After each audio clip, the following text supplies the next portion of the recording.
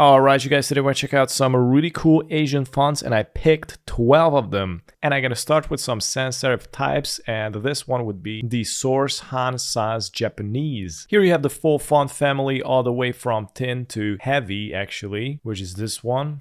Next, we got another sans serif, which is a little bit more modified. This is the Togolite. And if I zoom in, you can see it has these little spikes at the endings. Now, this is pretty common in Japanese fonts. This type of style didn't get old, and they are using it constantly. So you got the full family here. Here you can see how it looks in action.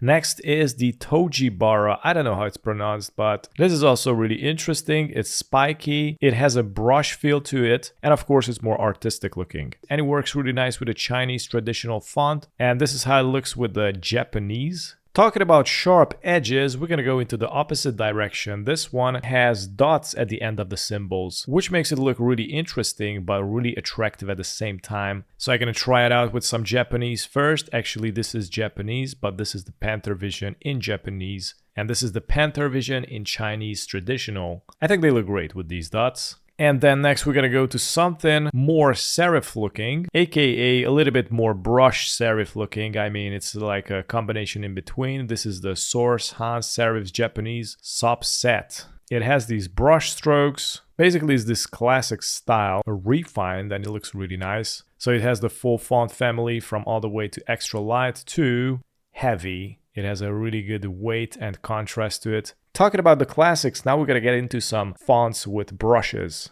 And I'm going to copy paste the same thing in Chinese traditional because that looks really attractive. And then we got a more futuristic looking font with like spikes and refined, which is also more rectangular looking. Let me see. This font is spiky, but it's really compact at the same time. Let me try some Japanese. The Japanese is not that best with this font. Talking about rectangular futuristic fonts, here we got the Monomaniac 1. This is a little bit more condensed, rectangular, and rounded at the same time. So let's check out what we got with the Asian. So Asian works. Let's try it with Chinese tradition. You don't have characters with Chinese traditional. So this font only works with the Japanese alphabet. So let's keep the pattern going with futuristic fonts and tech fonts. And here we got the AB Kokimaru. So this is like a pixelated font that looks really good. This is the Chinese traditional, and it's missing a letter. Again, seems like this typeface is also made for Japanese characters. And then here we got this rounded font that also is a little bit more hand-drawn. This is the Kosuji Maru. It works really good with Japanese. Let's go with Chinese tradition. Works also with Chinese traditional, and the symbols look beautiful. And then I decided to also include something with extrusion because Asian characters looks really good with extrusion. It just makes the text pop, as the clients usually say. So let's copy paste something in Chinese tradition. It works perfectly. The Japanese works perfectly as well. And at least we got the Daruma Drop 1.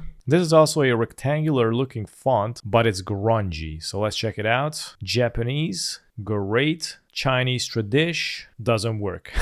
So anyways, these were the 12 Asian fonts that you can test them out and see what results you're gonna get.